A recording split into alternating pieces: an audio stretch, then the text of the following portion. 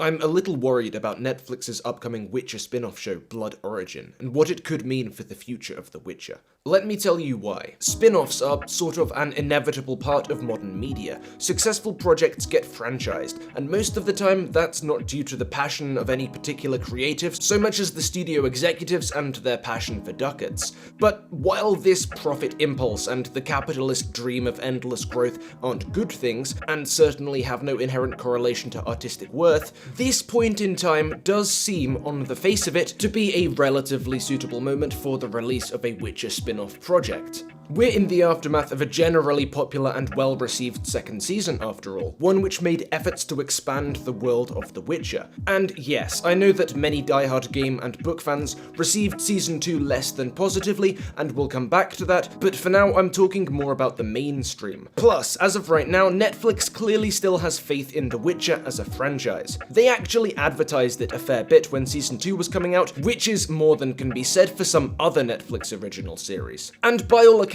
Season 2 performed. Look, I'm not a data analyst, and only Netflix truly knows what Netflix counts as a well-performing series, but looking at the numbers we do have, it seems clear that a lot of people watched this second season. But, and here's where I'll enter more speculative territory, I think a good deal of the second season's success and the show's continuing popularity can be attributed to its main cast: Henry Cavill, Anya Chalotra, Freya Allan, and Joey Batey, who play respectively Geralt, Yennefer, Ciri, and Jaskier. Looking at reviews and responses from critics and fans alike, these actors and their performances are regularly cited as the highlight of the show, even from viewers who, on the whole, might not love Netflix Witcher. Broadly then, these actors seem to be key to the show's popularity. Their faces are what cover this show's posters.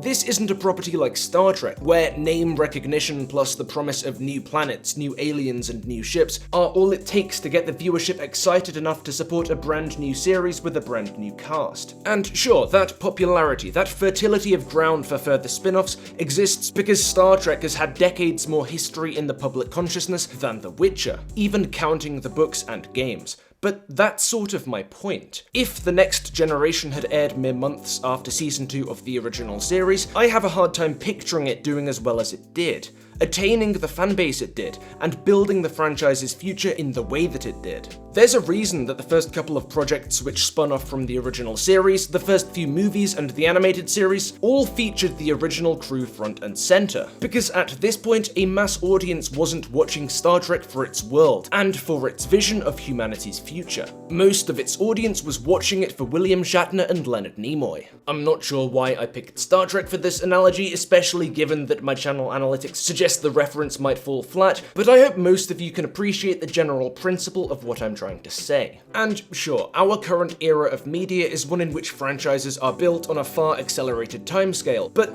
even so, 2 seasons, 16 episodes, branching outwards this laterally so soon feels like jumping the gun, especially since it looks like this franchise's success so far seems to be primarily due to these main actors. Let's not forget that, in the grand scheme of things, The Witcher is still a relatively niche IP, and rightly or wrongly, it seems a great many of this IP's pre-existing fans have jumped ship due to the perceived inaccuracies and flaws in the adaptation process. I'd wager this fan hemorrhaging will only intensify with Blood Origin, given that these stories will have even less to do with Sapkowski's original stories and more to do with the much reviled Netflix writers' room.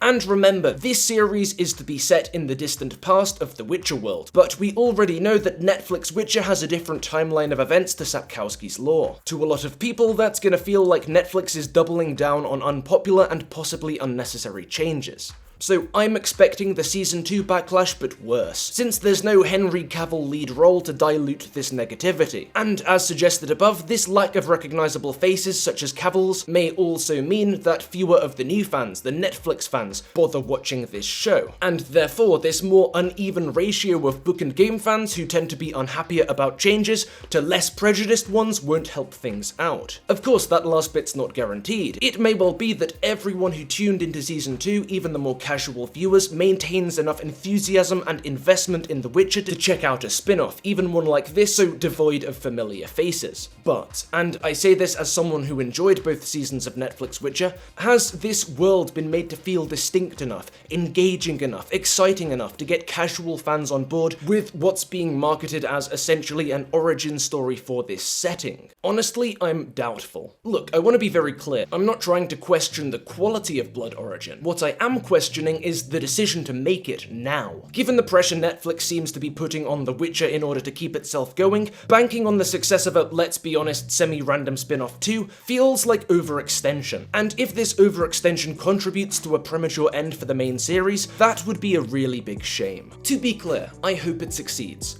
I'll be watching it, and I'm not even trying to criticize the project itself.